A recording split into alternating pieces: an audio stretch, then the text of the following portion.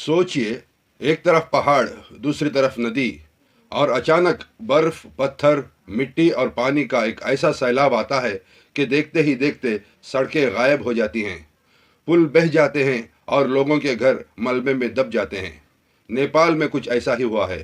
350 से ज़्यादा लोगों की मौतें, 1300 से ज़्यादा लोग अब भी लापता और इनमें बड़ी संख्या में फॉरेन टूरिस्ट और इंडियन पिलग्रिम्स भी शामिल हैं।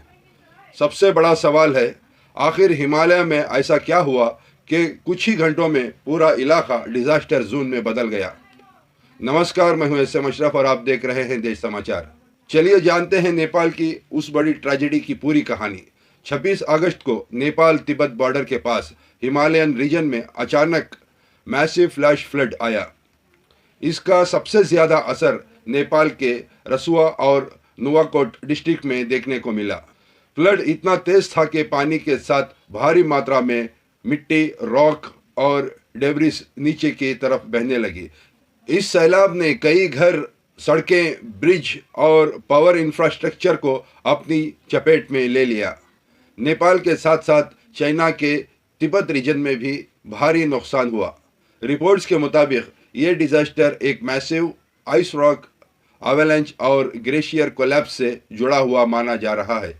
यानी पहाड़ का बर्फ और पत्थर वाला बड़ा हिस्सा नीचे गिरा और उसके बाद नदी में अचानक पानी और डेब्रिस का फ्लो बढ़ गया। देखते ही देखते यह एक डेडली फ्लैश फ्लड में बदल गया।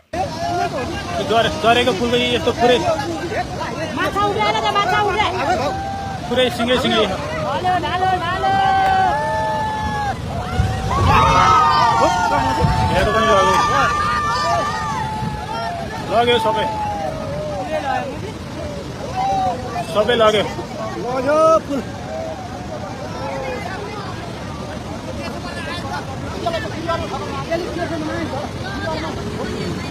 झरेको पुल आएर हानेर यहाँको पनि लाग्यो।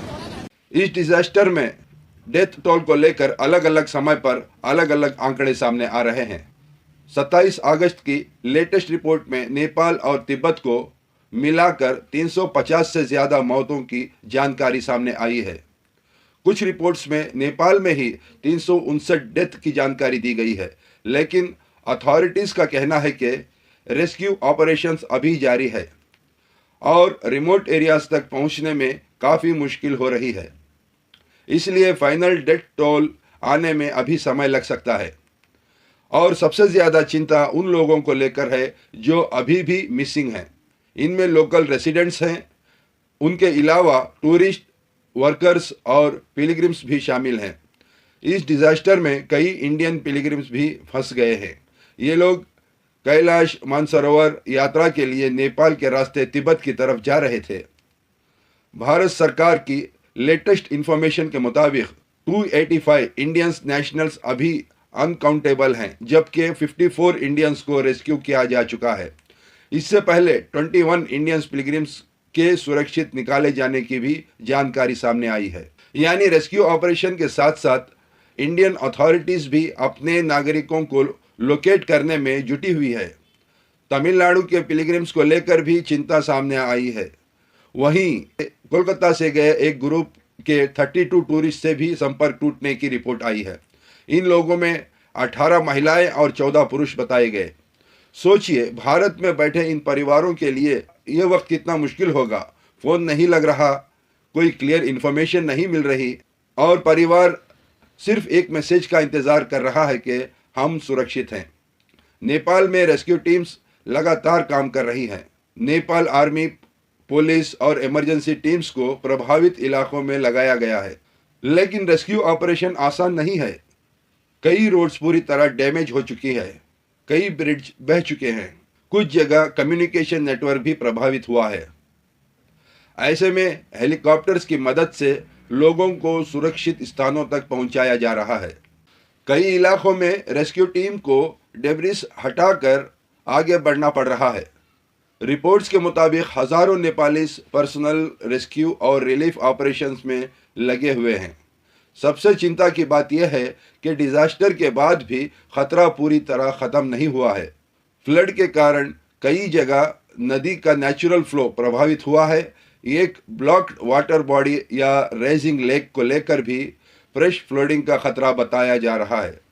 अगर पानी का प्रेशर बढ़ता है और ब्लॉकेज अचानक टूटता है तो नीचे के इलाकों में फिर से तेज फ्लड आ सकता है। इसलिए अथॉरिटीज वल्नरेबल एरियाज की लगातार मॉनिटरिंग कर रही है। अब सवाल उठता है कि आखिर हिमालयन रीजन में इस तरह की घटनाएं क्यों बढ़ रही हैं। एक्सपर्ट का कहना है कि क्लाइमेट चेंज के कारण हिमालयास में ग्लेशियर तेजी से बदल रहे हैं। टेम्परेचर बढ़ने से ग्लेशियर कमज़ोर हो सकते हैं और माउंटेन्स स्लोप्स अनस्टेबल हो सकते हैं।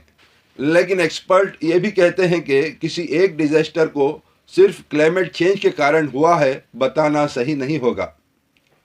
इसके पीछे ग्लेशियर इंस्टेबिलिटी, लैंडस्लाइड्स, रेनफॉल और माउंटेन जियोलॉजी जैसे कई फैक्टर्स हो सकते हैं। फिर भी हिमालय में ऐसे डिजास्टर्स के खतरे को देखते हुए अर्ली वार्निंग सिस्टम्स और डिजास्टर प्रिपेयर्डनेस को मजबूत करने की ज़रूरत लगातार सामने आ रही है। नेपाल की इस मुश्किल घड़ी में इंटरनेशनल सपोर्ट भी सामने आ रहा है। भारत सहित कई देशों ने नेपाल के लिए सपोर्ट और रिलीफ असिस्टेंस की पेशकश की। भारत के लिए ये सिचुएशन इसलिए भी महत्वपूर्ण है क्योंकि बड़ी संख्या में इंडियन नेशनल्स इस रीजन में मौजूद थे। भारतीय अथॉरिटीज़ लगातार नेपाल गवर्नमेंट और लोकल एजेंसीज के साथ कोऑर्डिनेशन कर रही है ताकि मिसिंग इंडियंस का पता लगाया जा सके और जिन्हें रेस्क्यू किया गया है उन्हें सुरक्षित वापस लाया जा सके।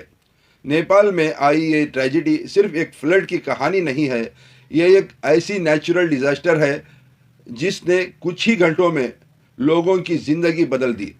किसी का घर चला गया, किसी का कारोबार ख़त्म हो गया, किसी का अपना लापता है और कोई परिवार आज भी अपने लोगों की वापसी का इंतज़ार कर रहे हैं।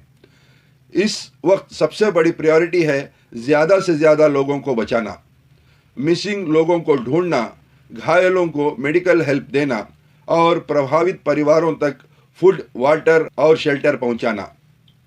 क्या हिमालयन रीजन में आने वाले ऐसे डिजास्टर्स के लिए हमारे पास पर्याप्त अर्ली वार्निंग सिस्टम्स हैं? क्या रिमोट एरियाज में रहने वाले लोगों को समय रहते वार्निंग मिल सकती है? और क्या नेपाल, भारत और दूसरे हिमालयन कंट्रीज मिलकर ऐसे डिजास्टर्स के लिए एक मजबूत रीजनल इमरजेंसी नेटवर्क बना सकते हैं? क्योंकि प्रकृति को रोकना शायद हमारे हाथ में नहीं है, लेकिन डिजास्टर्स आने से पहले लोगों को अलर्ट करना और उनकी जान बचाना ज़रूर हमारे हाथ में हो सकता है।